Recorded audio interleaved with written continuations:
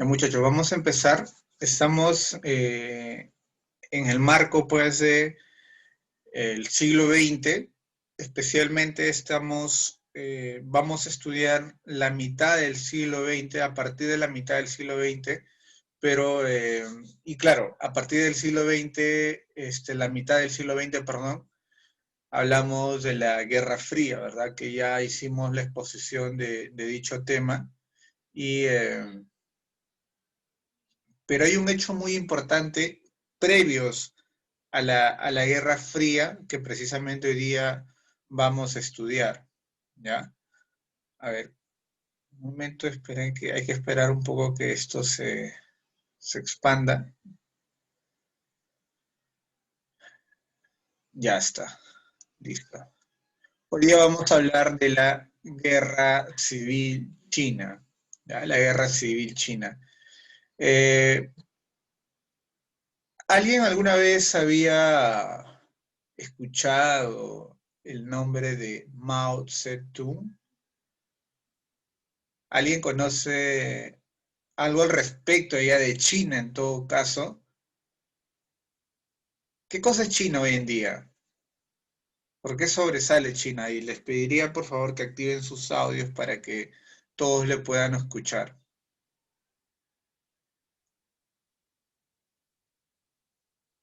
¿Habían escuchado de Mao Zedong? En todo caso, la primera pregunta que les hago. ¿Pueden activar sus audios? ¿Por qué lo hacen todo? No, profesor, yo no he escuchado a él. Ah, Salma, Sí, no, ¿nunca has escuchado de Mao Zedong? no. Ya, me alegra que sea yo quien te ayude a conocer a este hombre. Está muy bien, Salma. ¿Alguien que sí haya escuchado alguna vez de Mao Zedong? Ya, nadie. Eh, Miren, quizás a algunos les vaya a sorprender la descripción de China hace básicamente 100 años atrás, ¿ya? ¿Cómo era China hace 100 años atrás e incluso cómo era China hace casi 60 años atrás, ¿ya? Eh, Vamos a estudiar precisamente eso, cómo era su situación social, cómo era su situación política, que es prácticamente el gran tema de toda sociedad, ¿ya? Y precisamente lo vamos a contrastar pues con lo que es hoy en día China, que en palabras sencillas, simples, China pues es el gran mercado del mundo. No hay producto que no existe en el planeta que esté con el marca, pues que no esté con el marca de Made in China, ¿no? O traducir el castellano, como siempre lo decimos, Made in China, ¿no? Que no se pronuncia así, pero el peruano lo suele castellanizar todo, así como si dijeron The Watchmen, lo quisieron traducir como Watchman. ¿Qué más da decir made in China que decir pues Made in China, ¿no? Entonces, ya nos sorprende eso del peruano, ¿no? Pero tampoco es que sea pues un problema terrible del Perú. El Perú tiene problemas muchísimo más interesantes como para estar complicándonos con la pronunciación que hacemos del inglés. Ojalá y la pronunciación del inglés sea nuestro gran problema, ¿no? Pero lamentablemente no es así. Bien, entonces, lo que hoy en día conocemos como China, como una gran potencia mundial, hace 60, 70, 80, 100 años atrás no lo era. Es más, las condiciones de vida de China distan mucho de lo que hoy en día precisamente es China, o especialmente sus grandes ciudades, porque la gran pobreza en China aún se mantiene. Hay millones de personas que viven en pobreza extrema en China, pero qué duda cabe, el progreso económico, tecnológico y también en el aspecto educativo ha sido tremendo en China en los últimos 60 años y producto precisamente ese gran auge de China, lo que China es hoy en día, es gracias a esta época que vamos a estudiar, que es la guerra civil. Sin esta guerra civil, China no hubiera sido lo que hoy en día pues ya conocemos, o al menos a grandes rasgos, ¿ya?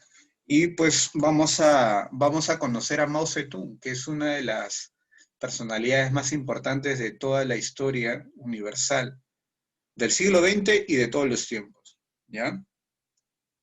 Bien, empecemos. Listo. Algunos datos generales, muchachos. Miren, a la guerra civil china también se le suele llamar Revolución China, ¿ya? Que es una etapa histórica que data entre 1927 hasta 1949, ¿ya? Un dato así fugaz, ya 25 años, ¿ya? Casi 25 años, pues, bueno, en realidad menos, ¿no? 22 años ya, para ser exactos ya. 22 años de guerra, de conflicto, ¿ya? Y cuando hablamos de una guerra civil, muchachos, cuando hablamos de guerra civil, estamos hablando de una guerra que se produce entre fuerzas de un propio pueblo, ¿ya? De un propio pueblo. Más claro, y para que la mayoría me entienda. ¿Han visto Civil War? ¿No? Guerra Civil, Civil War, de los Avengers, ¿ya? ¿Por qué es guerra civil? Porque los propios Avengers, es decir, los propios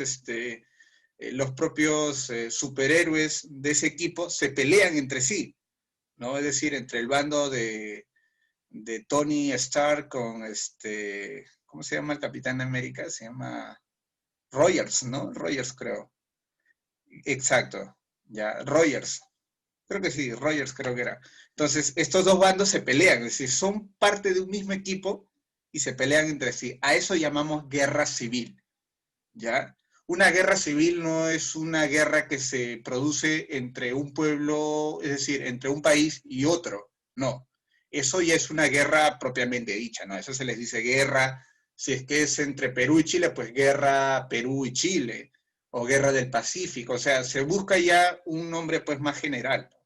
Pero cuando hablamos de guerra civil y cuando ustedes escuchan siempre de guerra civil, estamos hablando de un enfrentamiento bélico, un enfrentamiento armado entre facciones de un mismo pueblo, ¿ya?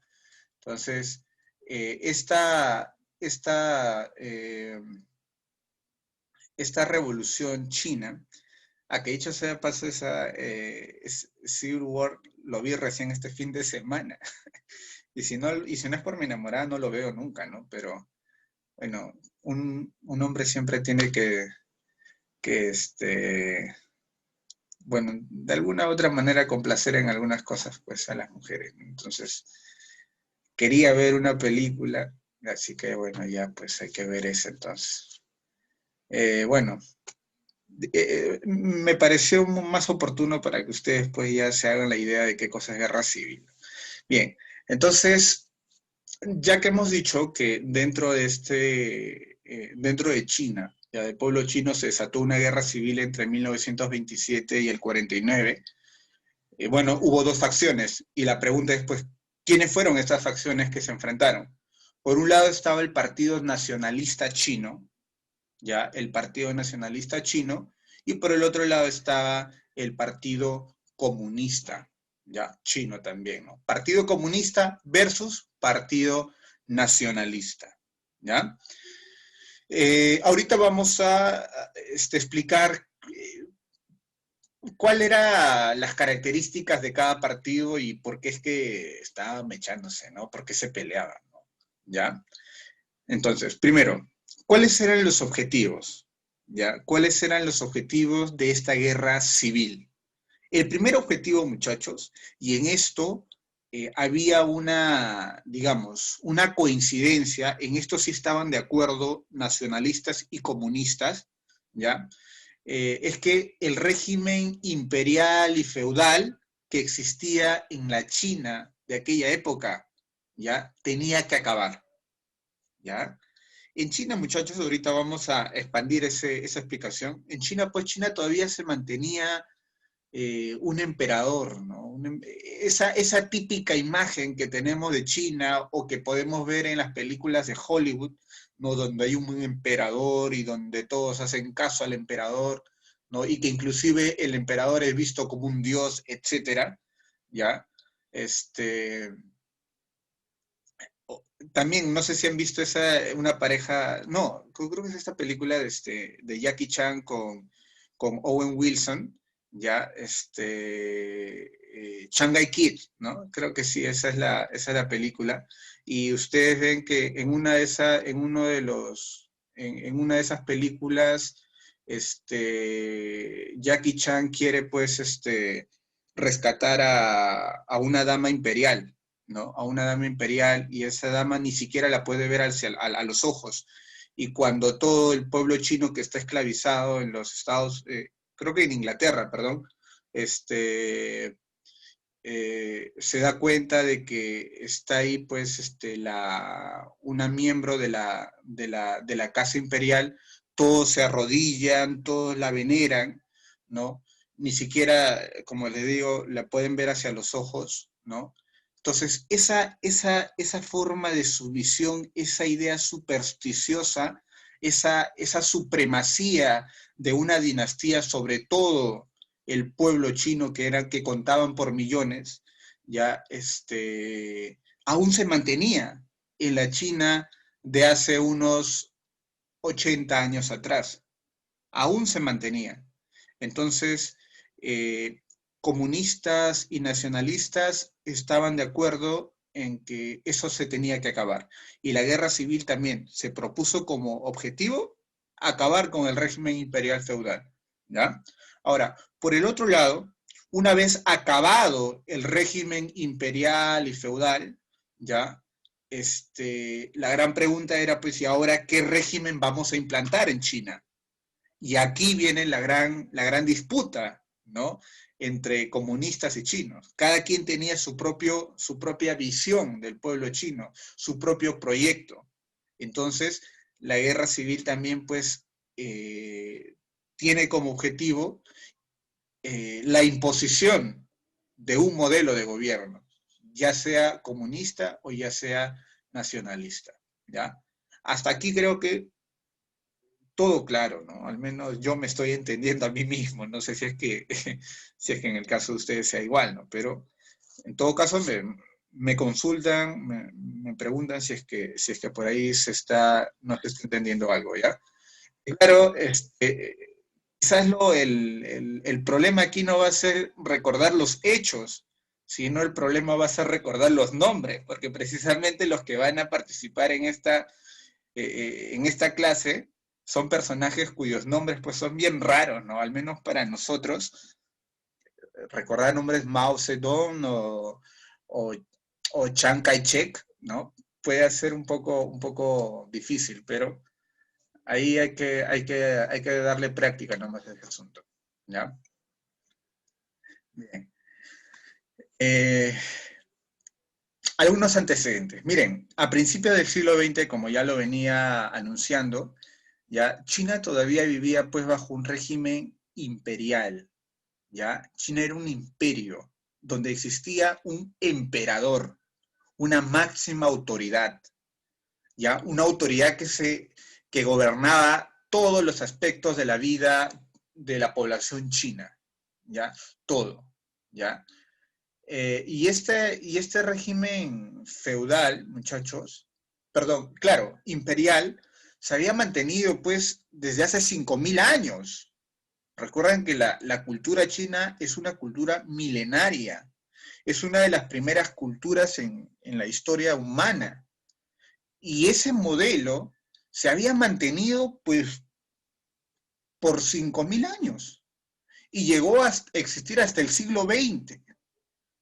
Muchos imperios en Europa, en América, en Oceanía, habían habían pues sucumbido, habían desaparecido el mismo pueblo griego, el mismo pueblo romano, el imperio bizantino, el carolingio, etcétera, etcétera, habían desaparecido, más el imperio chino no.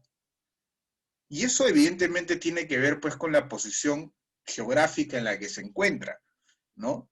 Pero de alguna u otra manera, ya sea por los motivos que en esta clase pues no es momento de explicarlo, pero el régimen imperial chino se había mantenido pues a lo largo de la historia, a lo largo del tiempo, ¿ya? Y llegó a durar pues un promedio de 5.000 años. Y ustedes comprenderán que sacudirse de un régimen que ha gobernado por casi 5.000 años en un territorio, en una población, pues es totalmente difícil. Y por ende, esa época, eh, ese hecho que iba a terminar con esos años, esos miles de años de esclavitud, pues iba a ser muy violenta. Iba a ser muy violenta. Y precisamente la guerra civil china fue una etapa muy violenta, donde murieron millones y millones de personas. Eso, eso hay que tenerlo claro, ¿no? Esta es una época demasiado sangrienta, en pleno siglo XX donde se da el triunfo pues de los derechos humanos, del respeto a la vida, de la dignidad de las personas. Esas cositas que suenan muy bonitas, pues aquí no existieron, ¿no? En esta parte de la historia china, en esta parte de Asia, pues no existió, como en otros países tampoco, ¿no? De ahí que empezamos este bimestre diciendo que el siglo XX era el siglo de las grandes contradicciones, ¿no? Entonces, aquí están las pruebas, ¿ya? No solo eso, muchachos, sino que, o sea, no solo gobernaba un emperador, que en este caso, la última dinastía, ¿ya? Los imperios se gobiernan a través de dinastías, muchachos, ¿ya? Dinastías. ¿Qué cosa es una dinastía? Pues es una familia, ¿ya? Es una familia que se hace dueño, pues, del poder, ¿ya? Y así es que el papá es el emperador, el hijo va a ser su sucesor, y así sucede con el hijo del hijo, y así la sucesión se mantiene en el pasar del tiempo, ¿ya? La última dinastía que gobernó China fue la dinastía Qing, que había gobernado China desde el 644 y lo hizo precisamente hasta el último año, que fue 1912, ¿ya? En China no solo gobernaba una dinastía, no solo había un emperador, sino que China había adoptado un régimen de tipo feudal, un modo de producción feudalista. ¿Y qué nos dice el modo de producción feudalista? Pues nos dice que la base económica está en el campo, ¿ya? Está en el campo, en la agricultura. Mientras que países como Estados Unidos, como Francia, como Inglaterra especialmente, ya desde el siglo XVIII, es decir, 200 años atrás, ya habían desarrollado la industrialización, ¿ya? Vivían ya en unas sociedades industriales. China aún se mantenía en un régimen de tipo feudal, un régimen que había caracterizado a una época, pues, desde el siglo V hasta el siglo XV en el mundo, especialmente europeo, un régimen feudal, es decir, ya Europa había superado esa etapa hace 500 años, pero China se mantenía, la base de su economía se mantenía en el campo, y en el campo lo que sucedía era que los campesinos eran duramente reprimidos por unos llamados señores feudales. Los señores feudales no eran otra cosa que dueños, ¿ya?, de grandes extensiones de tierras. Es decir, el campesino no era dueño de la tierra que trabajaba. ¿Le suena esa situación? ¿Le suena? Evidentemente estamos hablando de una situación muy parecida a la que vivía el Perú hasta los años 60, 70, ¿verdad? ¿Ya? Esa era la situación del Perú, recuerdan, hasta que se da la revolución de las Fuerzas Armadas, dirigida por el general Velasco Alvarado, y trata de cambiar esa realidad del campesino. Ya, trata de cambiarla. Bueno, en China esa era la situación hasta 1912. En realidad lo va a ser muchísimos años más, muchísimas décadas más, pero bajo el dominio de la dinastía Qing lo fue hasta 1912. El campesino vivía sometido a las condiciones que le imponía el señor feudal, ¿ya? Los señores feudales no eran otras cosas pues, que grandes terratenientes, eran los patrones, eran pues los gamonales, como acá también se les conoce así, ¿no? Los gamonales, ¿ya? Ellos ejercían una terrible pues explotación sobre el pueblo chino. Estos señores feudales, al único al que bajaban la cabeza era al emperador, ¿ya? Al emperador. Luego, a nadie más respetaban, a nadie más. ¿Y por qué respetaba al emperador? Primero porque el emperador era visto no solo como una máxima autoridad política, sino que además era visto como un dios, era una divinidad, ¿ya? Y, y por otro lado, el emperador pues tenía control del ejército.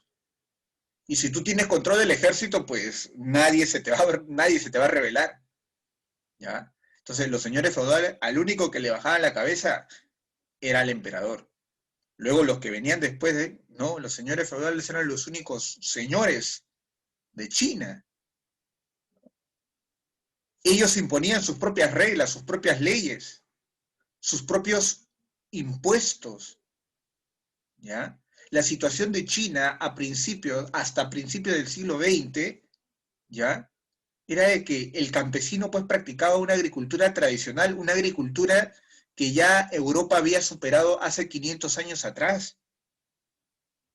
¿Ya? Y esa agricultura tan básica, tan tradicional que practicaba China, lo volvía pues vulnerable a los desastres naturales que en China siempre ocurren, que son las inundaciones, que son las heladas, que inclusive que son los terremotos. ¿Qué duda cabe? O sea, los terremotos que hoy en día ustedes ven en China no, no son terremotos que aparecen recién en las últimas décadas. Los terremotos existieron siempre en China. Siempre han existido los terremotos. Entonces, todos esos desastres naturales, ¿ya? Golpeaban duramente a la población campesina. Golpeaban duramente a la población campesina y a esto pues súmenle que su miseria era más terrible. ¿Por qué? ¿Por qué era tan terrible la miseria? Porque lo poco que ellos cultivaban en el campo, más de la mitad se lo tenían que dar a los señores feudales. Más de la mitad del fruto de su trabajo tenía que ir a manos del señor feudal, por el simple hecho de que el señor feudal era dueño de esas tierras y al fin y al cabo era dueño de la vida de los campesinos. Y más bien este señor feudal creía que les hacía pues un favor al darle siquiera una porción de tierra para que estas personas puedan trabajar y conseguir siquiera lo más mínimo, el más mínimo pan para su familia, ¿no? Y esto súmele pues de que la población china se multiplicaba siempre en número. Y China pues tiene un gran porcentaje de población y ya lo vivía en aquella época.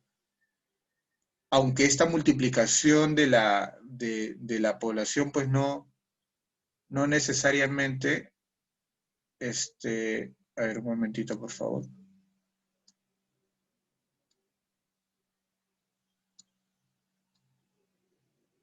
Eh, muchachos, ¿están ahí todavía? Me confirman ya, porque no sé si ustedes han visto lo que me apareció en la pantalla. ¿Me escuchan? Sí, ¿verdad? Espero que sí. Ah, ya. Ok, ok. Es que no sé si es que vieron lo que pasó acá, lo que me apareció en la pantalla y creí que se me había cortado el internet. Ya. Listo, chicas, muchas gracias. Eh, entonces, esto súmele pues de que las hambrunas eran terribles y también pues proliferaban las enfermedades y esto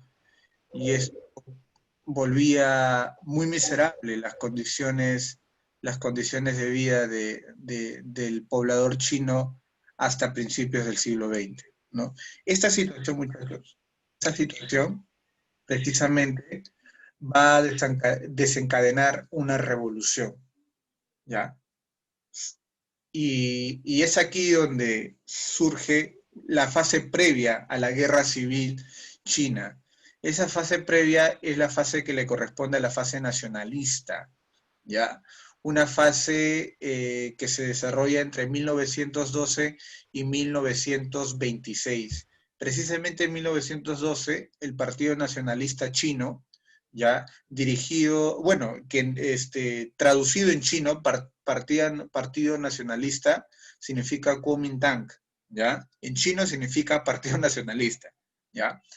Este partido del Kuomintang fue fundado y dirigido por Sun Yat-sen, ¿ya? Sun Yat-sen va a ser el gran líder de la revolución china a principios del siglo XX, ¿ya? ¿Y cuál va a ser su gran mérito? El haber destronado, el haber terminado con el poder imperial, ¿ya?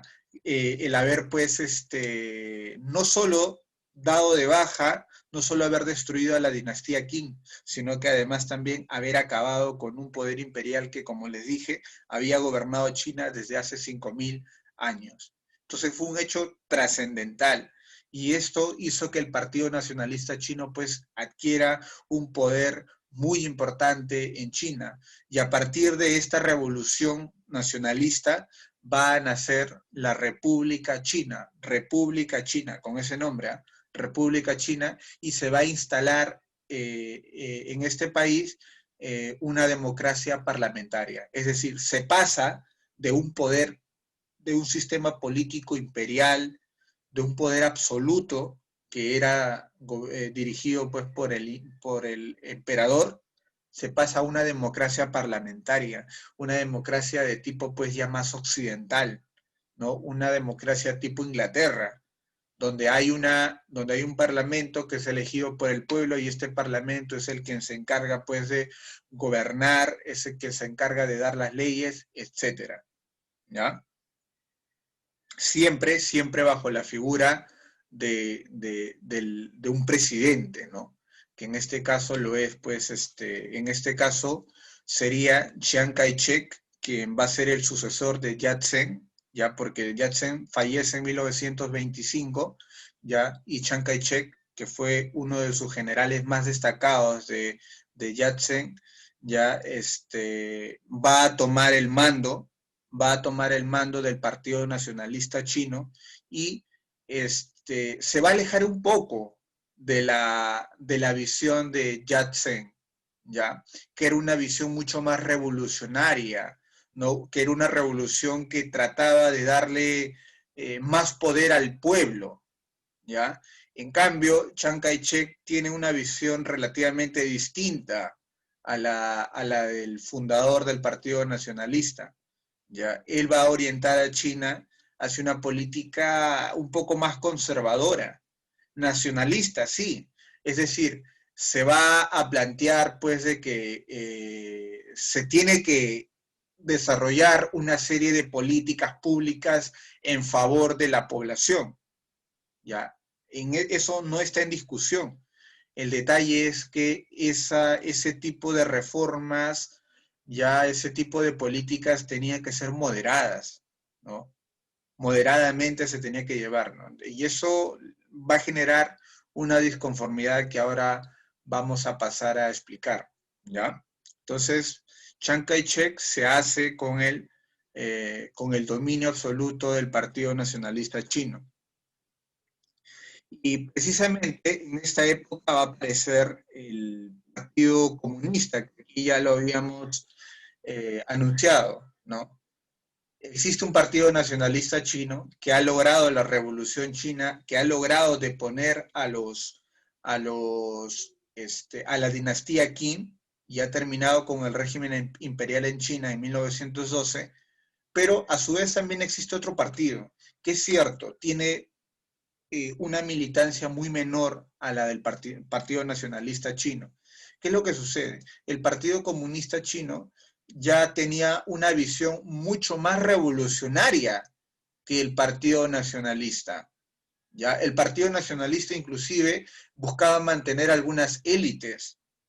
¿Para qué? Para que éstas puedan promover el desarrollo económico. Sin embargo, el Partido Comunista Chino pues tenía una visión contraria a ella.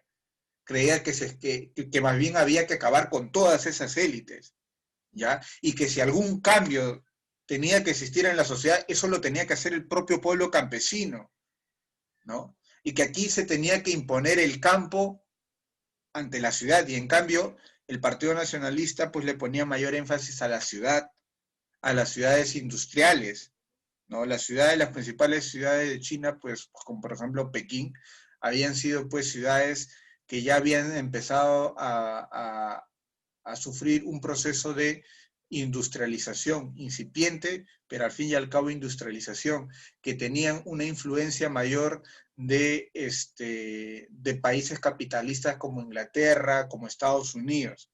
Entonces el Partido Comunista estaba en contra de eso. ¿Ya? El Partido Comunista no creía que la gran revolución tenía que ser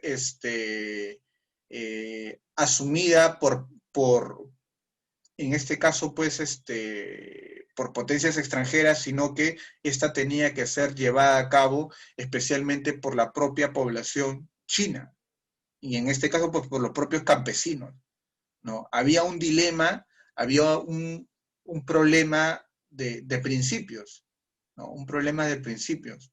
Entonces, después de que el Partido Nacionalista logra deponer al régimen imperial, ya surge la República China y aparece un problema, y es que el régimen feudal, ya el régimen imperial chino, pues no se había destruido en 1912 por completo, aún quedaban muchos rezagos de dicho poderío feudal, ¿ya? De dicho poderío feudal. Es así como en la historia peruana, ¿no? Si bien es cierto, San Martín proclama la independencia en 1821, pero el Perú no deja de ser colonia de España sino hasta 1824, cuando se desarrollan recién las batallas de Junín y de Ayacucho, que son los que consolidaron la independencia. Es decir, después de 1821, faltó consolidar la independencia, aún estaba pendiente eso. Igual sucedió en China. Si bien es cierto, ya se había proclamado la creación de la República China y se había depuesto del poder a la dinastía Qin, aún quedaban muchos rezagos. Faltaba consolidar ese régimen de independencia en China. Entonces, el Partido Nacionalista, el Kuomintang, unió fuerzas con su opositor, ¿ya?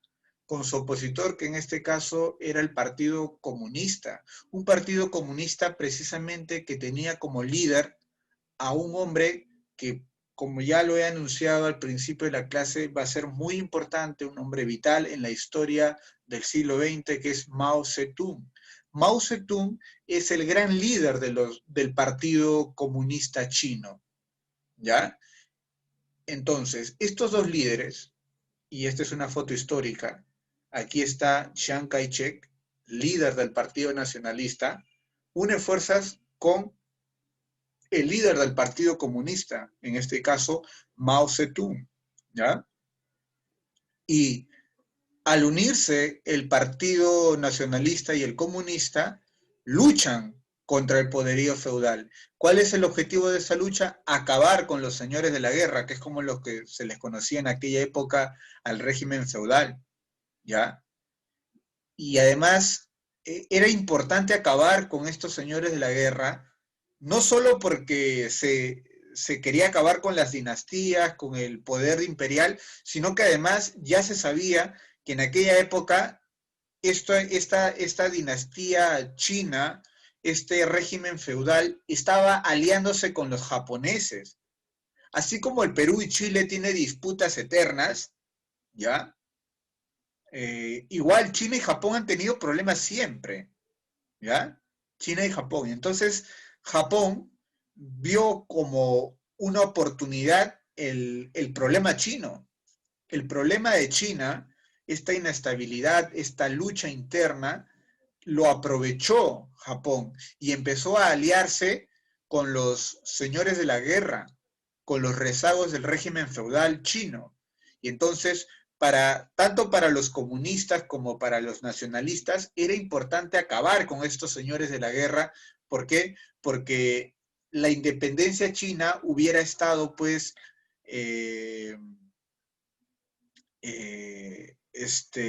en peligro si es que los japoneses utilizaban como querían utilizarlos, pues, a estos señores de la guerra. Entonces se unen el Partido Comunista con el Partido Nacionalista y al final, pues, precisamente logran una victoria, ¿ya? Logran una victoria y acaban definitivamente con el régimen feudal.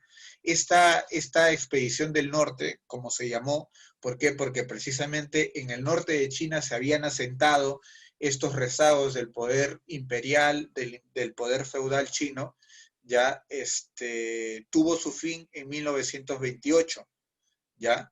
A partir de 1928 se puede decir que ya China no tiene ningún peligro de que el régimen imperial, que el antiguo régimen imperial vuelva a gobernar aquel país, ¿ya? Entonces, a partir de 1928, hay dos partidos netamente bien definidos en China, el Partido Comunista y el Partido Nacionalista. Ambos han logrado la independencia china, la verdadera independencia china. Entonces, pero eso no le gusta a Chiang Kai-shek, al líder del Kuomintang, ¿ya? Al líder del Partido Nacionalista. ¿Por qué? Porque Chiang Kai-shek quiere ser el único, quiere que el Partido Nacionalista sea el único gran partido de China, ¿ya? Él quiere tener el poder para sí solo, no quiere compartirlo con nadie, y menos con los comunistas, menos con Mao Zedong. Entonces, Chiang Kai-shek, a partir, pues, ya una vez de que el régimen imperial es derrotado y deja de ser un peligro para él, empieza a perseguir a los comunistas, ¿ya? ¿Por qué? Porque él se ha dado cuenta de que esta lucha contra los señores feudales chinos ha fortalecido al Partido Comunista. El Partido Comunista se ha ganado el respeto y el apoyo de muchos sectores de la población. Y Chiang Kai-shek tiene miedo ya de que el Partido Comunista logre influenciar inclusive en sus propios partidarios, ¿no? Y al fin y al cabo, el Partido Comunista se erija como el gran partido de China y ya no el Partido Nacionalista. En otras palabras, no quiere competencia Chiang Kai-shek. Entonces rompe la alianza con el Partido Comunista y empiezan las llamadas patrullas de la muerte, ¿ya? Que no fueron otra cosa que empezar a asesinar comunistas, ¿ya? Empezar a asesinar comunistas, y se sabe que en un principio ya estas patrullas de la muerte logró matar hasta un promedio de 6.000 comunistas, ¿ya? Y para aquel entonces, pues, el Partido Comunista todavía estaba, pues, en sus primeros cimientos. Ya todavía no era un partido netamente fuerte como para poder defenderse contra un partido que ya ha tenido una tradición política y militar más larga que la del Partido Comunista. Entonces, esta situación, muchachos, va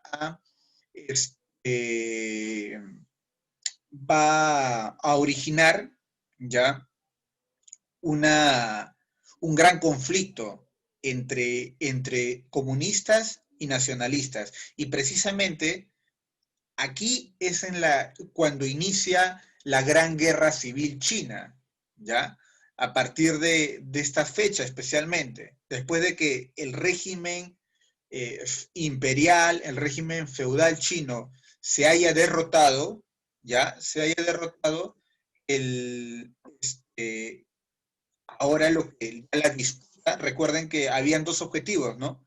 Uno, acabar con el régimen feudal, eso ya se había logrado. Ahora, la gran disputa era quién se va a sobreponer, qué tipo de gobierno vamos a poner, uno comunista o uno nacionalista. Y aquí empieza la gran lucha entre el propio pueblo chino, entre comunistas y nacionalistas. El Kuomintang no quiere rivales y quiere acabar con los comunistas. Entonces, ¿qué es lo que hace? Chiang Kai-shek va a entrar a Pekín en 1928 y se va a proclamar gobernante de China. ¿Ya? Yo soy el único gobernante, va a decir, ¿no? Y los comunistas van a tener que replegarse. ¿Por qué? Porque una vez que Chiang Kai-shek se ha nombrado pues, máximo gobernante de China, lo que va a desarrollar, como les he comentado, son las patrullas de la muerte, lo que va a querer es el asesinar a todos los comunistas, ¿ya? Y estos comunistas, de la mano pues bajo la dirección de Mao Zedong, que aquí lo vemos ya más joven, ¿ya? Van a asilarse, van a escaparse a las altas montañas del Jiangxi, ¿ya? Que es una provincia china que está al sureste de dicho país, ¿ya? Y en las alturas de esa montaña, en las alturas de esa provincia del sureste chino, bueno, si Chiang Kai-shek en Pekín se ha proclamado gobernante y ha creado pues la República China, yo aquí en Jiangxi voy a proclamar la República Soviética China, ¿no? La República Soviética China. Es decir, esto ya bajo la influencia precisamente de Rusia. Recuerden que en Rusia, esto ocurre en China en 1931. Ya el 7 de noviembre de 1931, Mao Zedong proclama la República Soviética China. Esto ocurre en 1931. Y recuerden que en 1917 había triunfado la revolución bolchevique en Rusia. ¿Ya? Y se había instaurado una república soviética, una república comunista. Y recuerden que Mao Zedong es comunista, es el líder del Partido Comunista Chino. Entonces va a tener una relación directa con la URSS, con la Unión Soviética. Entonces él va a proclamar en China la República Soviética China. ¿Ya? Entonces va en medio de esta guerra civil, va a haber un momento donde en China van a existir dos repúblicas, ¿no? Una república china liderada por Chiang Kai-shek, por el partido del Kuomintang, y por el otro lado está la República Soviética China, que ha sido fundado por Mao Zedong, el líder de los comunistas, ¿ya? Entonces, aquí empieza pues un enfrentamiento terrible, ¿no? Un enfrentamiento que dejó millones de muertos, ¿ya? Por un lado estuvo el ejército rojo, ¿ya? El ejército precisamente comunista, ¿ya? Y por el otro lado el ejército nacionalista, una guerra de guerrillas, ¿ya? Una guerra que se desató del campo a la ciudad, a eso se llama guerra de guerrillas, ¿ya? Ahora, de producto de este enfrentamiento entre el ejército nacionalista y el ejército rojo, ya, ya no se preocupen. En todo caso, si es que algunos alumnos tienen problemas con su conexión a internet y no escuchan bien parte de la explicación que se está dando en la clase, tienen otra oportunidad luego de que yo suba la plataforma del colegio la clase, ahí para que se puedan mantener al tanto de aquello que no pudieron escuchar. ¿Ya, muchachos? Aquí no hay pierde, al menos es una de las cosas positivas de estas clases virtuales, ¿no? De que hay oportunidad de repetir, ¿no? De repetición, cosa que no sucedía en las clases presenciales, ¿no? Bueno, continuemos. Y de este enfrentamiento entre el ejército rojo y el ejército nacionalista, ya, bueno, el ejército rojo va a sufrir bajas tremendas y va a perder. Y va a ser necesario una retirada, huir. El ejército rojo va a retirarse. ¿Por qué? Porque el ejército nacionalista es superior. ¿ya? Y a esta retirada, ¿ya? Se le llama la larga marcha, ¿ya? La larga marcha. El Ejército Rojo, pues, escapa hacia las montañas de Yudú, que está al noreste de China, ¿ya? Miren, ve, tienen que salir desde el sureste de China hacia el noreste de China. Es caminar kilómetros y kilómetros y kilómetros. Y China, pues, no es Argentina, ¿no?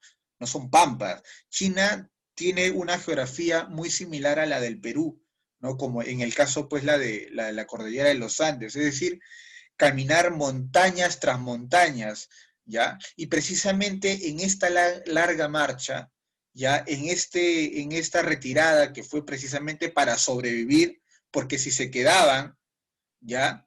En el lugar, pues, de la guerra desatada entre el Ejército Rojo y Nacionalista, pues el Ejército Nacionalista iba a cumplir su palabra, porque el objetivo de Chiang Kai-shek era eliminar a todos los comunistas.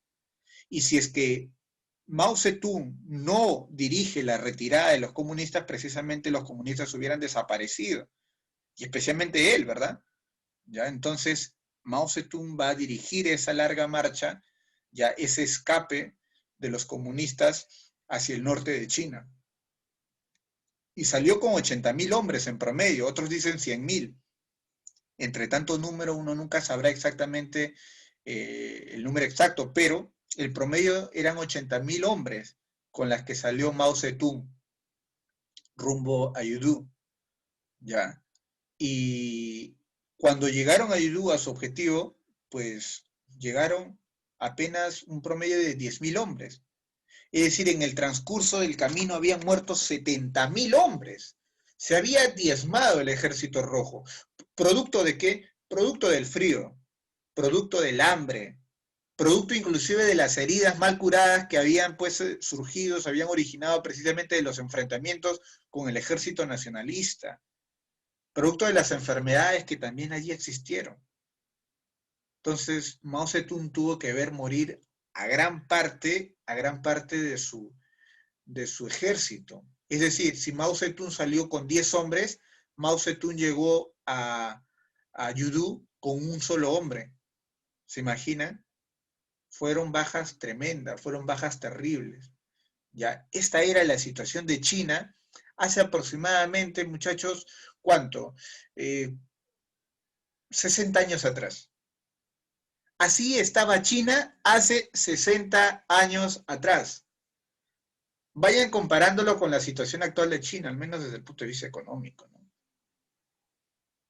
O sea, es inimaginable de que China haya podido ser lo que es hoy en día, sabiendo su historia de hace solo 60 años atrás.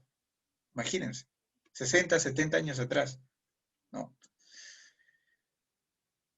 Bien.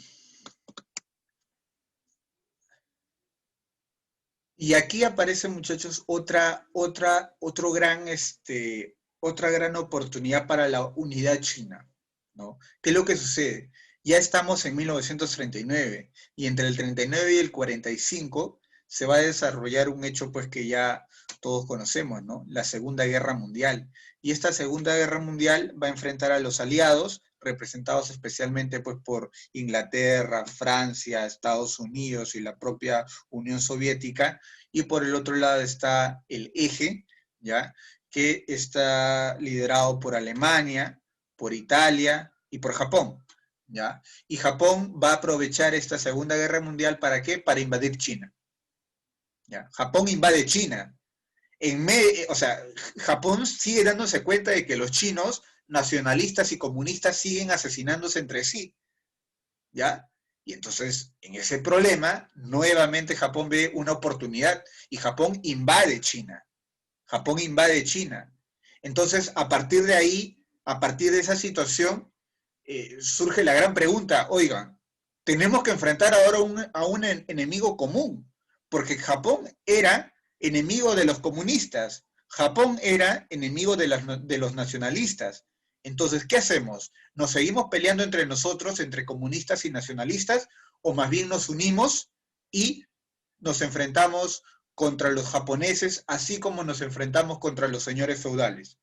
Bueno, en este caso, el Kuomintang, liderado por Kai-shek, ¿ya? Chiang Kai-shek, precisamente este líder no quería hacer una alianza con los comunistas, ¿no? Su odio hacia los comunistas ya en ese año era tan grande que no quería saber nada de los comunistas, no quería hacer ninguna alianza. Y acá aparece un incidente que es muy interesante y muy conocido en la historia universal, ¿no? Y muy comentado, dicho sea de paso, que es el incidente de Xi'an, ¿no? En la ciudad de Xi'an, una ciudad china, los dos más altos generales al mando del ejército nacionalista van a secuestrar a Chiang Kai-shek, al máximo líder del Kuomintang. Lo van a secuestrar y en ese secuestro lo van a obligar a que firme un acuerdo con los comunistas para que pueda posponer esa guerra con los comunistas. Aquí vamos a frenar nuestra guerra con los comunistas y vamos a iniciar un conflicto contra los japoneses. Vamos a defender a China, ¿no? Y los comunistas están con nosotros, ¿no? ¿Por qué? Porque ellos también están interesados en que los japoneses no invadan China, ¿no? Entonces, mientras que eso ocurría con el Kuomintang, con el Partido Nacionalista Chino, recuerden que Mao está en la larga marcha, ¿no? Está yéndose hacia el norte de China, ¿ya? Y en este camino, miren esta imagen que evidentemente es una ilustración, no es una realidad, pero Mao Zedong es el gran líder del Partido Comunista y miren todas las personas que vienen atrás. Miren, obviamente es pintura, yo sé, pero es una descripción de la realidad, de lo que pasó, ¿ya?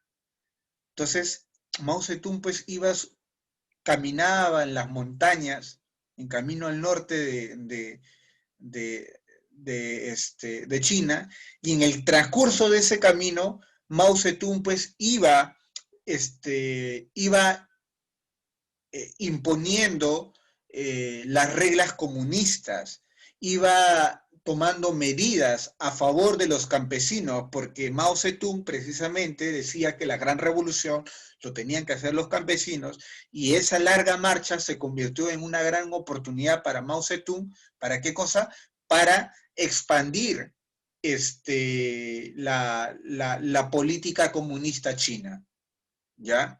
Aquí Mao Zedong en esa larga marcha repartió las tierras a los campesinos, ya no se les cobraba las deudas que se los estaba cobrando especialmente pues el Kuomintang, ya no se les cobraba tantos impuestos, etcétera, etcétera. Hizo tantas reformas en estos campos chinos que se ganó el apoyo campesino de los chinos, ¿ya? Y a partir de esta gran larga marcha, ¿ya? Mao Zedong se va a erigir como una figura ya, se convierte en una especie de leyenda viva, ¿ya? Una especie de leyenda viva. Viva, perdón, ¿por qué? Porque ha traído libertad a los campos chinos, ¿ya? A los campos chinos. Es más, esta relación amigable con el campesino chino va a permitir inclusive frenar la invasión japonesa. ¿Por qué? Porque los chinos, ya el campesino chino ahora ya está identificado con su propio país, está identificado con un partido, que en este caso que es el Partido Comunista, ¿ya? Y se siente identificado y va a luchar por su país, va a luchar contra los japoneses. Si es que Mao Zedong no hacía la larga marcha, si es que Mao Zedong no expandía la política comunista en los campos chinos, bueno, los campesinos chinos hubieran hecho un razonamiento muy sencillo. Bueno, aquí en China me esclavizan, llevo una vida miserable, pago impuestos, tengo muchas deudas y aparte las tierras que estoy trabajando pues no son mías. Y ahora viene un imperio extranjero, en este caso los japoneses, y bueno, quiero vengarme de mis opresores aquí en China, pues voy a apoyar a los japoneses. Y eso es lo que sucedió, inclusive, muchachos, en la guerra de Perú con Chile. Muchos indígenas, ya que eran explotados precisamente por los peruanos, por los gobernantes peruanos de aquella época, ayudaron a los chilenos. Ayudaron a los chilenos, porque no se sentían identificados con el Perú. Ellos no se sentían peruanos, no se sentían peruanos. Igual en aquella época, pues, el nacionalismo chino, esa identidad con el pueblo chino, lo va a expandir precisamente Mao Zedong.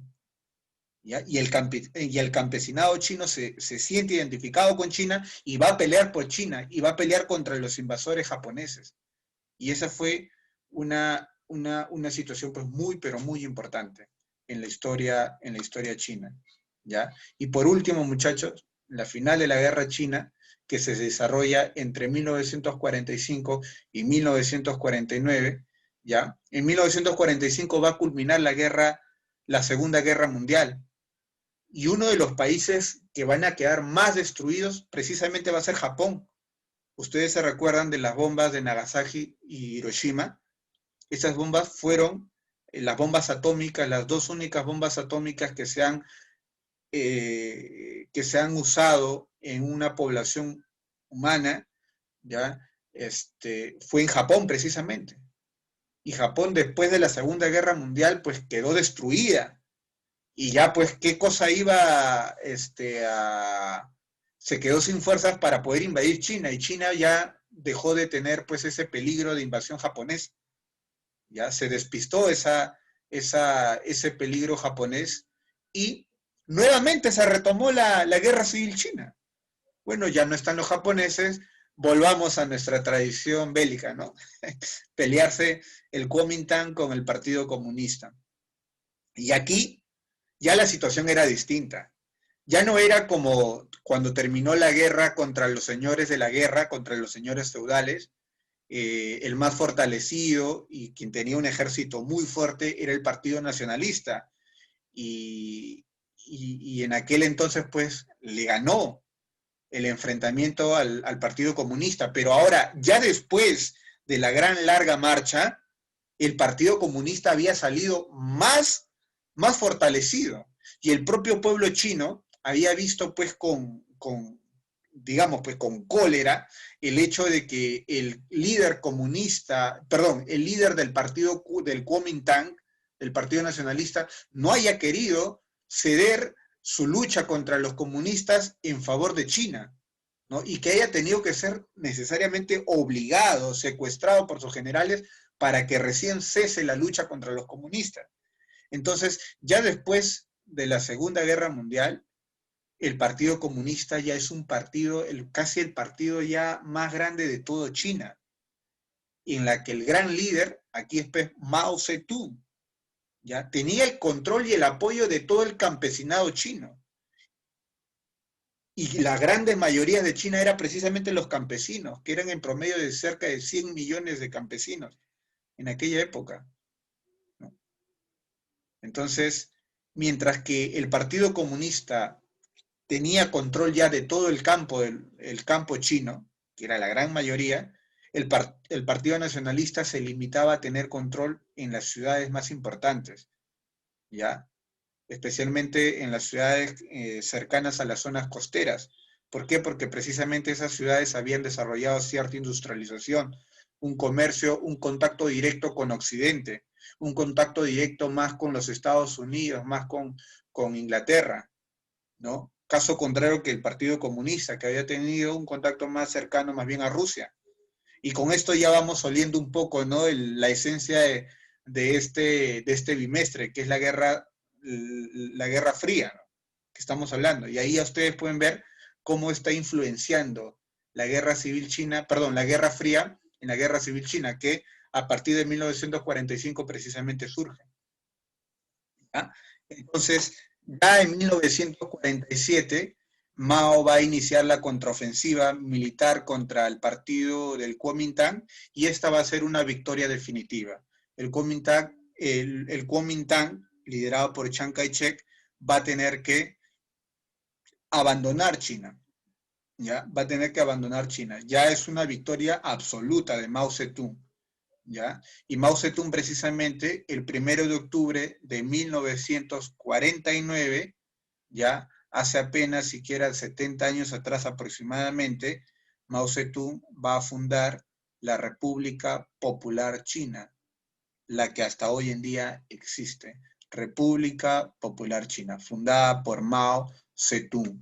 Así como nosotros podemos tener a una figura como San Martín, a una figura como Simón Bolívar, bueno, los chinos tienen a Mao Zedong, porque él fue el gran liberador de su pueblo, digámoslo así, ¿ya? Eh, ¿Y qué pasó con los nacionalistas? Pues ellos tuvieron que prácticamente escapar, ¿ya? Escapar. ¿Y a dónde se escaparon? A una isla pues cercana a China, ¿no? Que ya era una China roja, ¿no? Una China comunista, ¿ya? Escapan a una isla llamada pues Formosa, ¿ya? Y que años más tarde va a pasar a ser Taiwán. O también, y desde Taiwán, desde esta isla, ¿ya? El partido del Kuomintang, el partido nacionalista, va a fundar la República de China. Hoy en día, muchachos, existe un país llamado República de China y esa no la tienen que confundir con la República Popular China. Son dos países distintos, ¿ya? Y, ¿Y qué es lo que sucede? Bueno, esta República de China va a recibir la protección norteamericana, porque ya estamos en plena Guerra Fría y a Estados Unidos le interesa frenar ya el avance del comunismo. ¿Ya? China es comunista, China está liderada por Mao Zedong, ¿ya? Y lo que quiere Estados Unidos es frenar esa, ese avance, eh, ese avance del comunismo, ¿ya? Y protege al Kuomintang, protege al gobierno de Chiang Kai-shek, y aquí pues Chiang Kai-shek tiene las condiciones necesarias para fundar su partido, en este caso, perdón, su República China, ¿no? Entonces, lo que él quiso gobernar todo este vasto país, terminó pues gobernando esta isla que hasta hoy en día existe, Taiwán. Y un desarrollo tecnológico igual de interesante e importante pues que la misma República Popular China, ¿ya? Inclusive, eh, inclusive yo conocí pues a, un, a una eh, a un ciudadano de la República de China, ¿no? Ya había nacido en Taiwán, vino de intercambio en la universidad, ya, vino a estudiar a San Marcos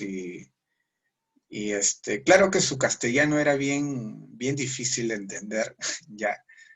Eh, él eh, en sus testimonios, pues, se refería de manera, pues, muy... Hay un resentimiento muy grande contra los chinos, ¿ya?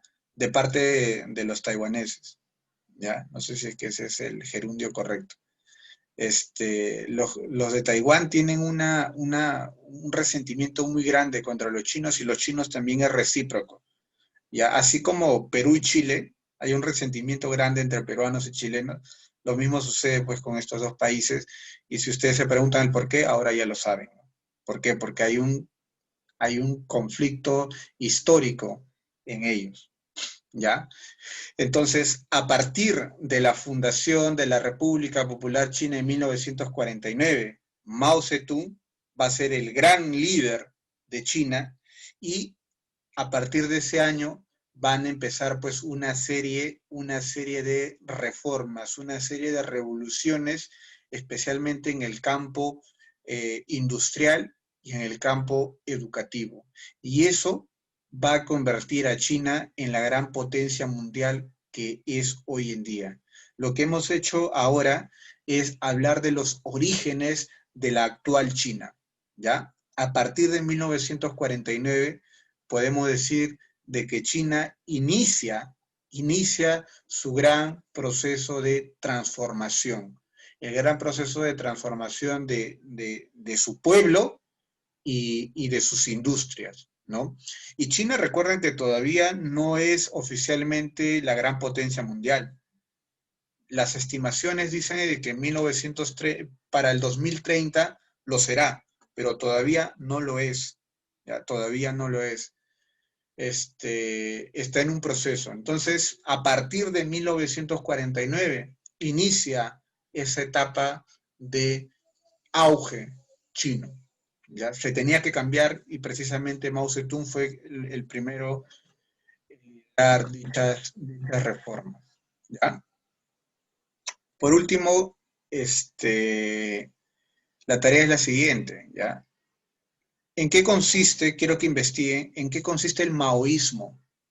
¿Ya? El maoísmo y qué influencias tuvo en el Perú. ¿Ya? ¿Cómo influenció el maoísmo en el Perú? Describan algunos ejemplos. ¿Ya? Describan algunos ejemplos y ya la próxima semana discutimos un poco de esta tarea que les acabo de dejar, que es muy importante que la cumplan. ¿Ya? Muy bien, muchachos. Entonces, ¿tienen alguna consulta adicional a lo que yo ya he podido quizás solventar? Claro, cuando hablamos de